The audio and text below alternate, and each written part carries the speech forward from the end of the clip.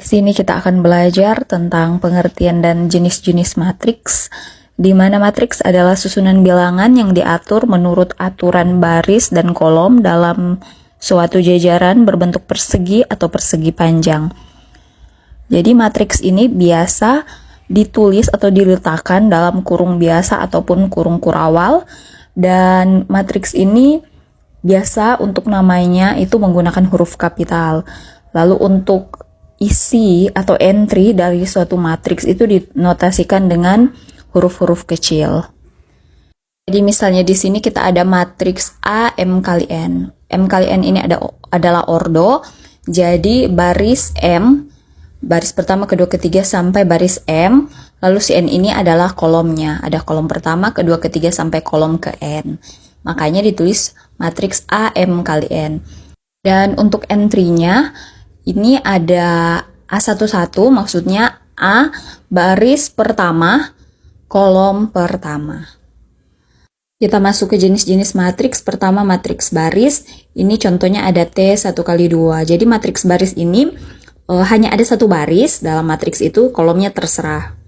Bisa lebih juga dari 2, tapi di sini contohnya hanya 2 kolom. Selanjutnya ada matriks kolom, di mana matriks ini hanya ada satu kolom, barisnya bisa lebih dari 1, misalnya 2 ataupun 3 dan seterusnya.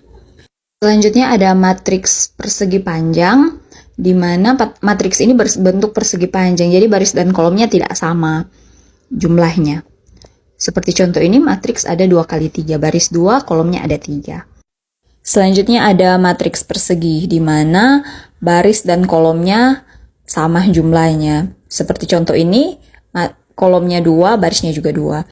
Selanjutnya matriks segitiga, di mana pertama-tama kita harus lihat dulu diagonal utama dari matriks ini. Jadi untuk matriks segitiga kita bisa lihat di atas atau di bawah dari diagonal utamanya itu adalah 0. Maka yang di atasnya seperti contoh ini, di bawahnya 0, lalu di atas diagonal utama itu ada nilainya, maka ini matriks segitiga.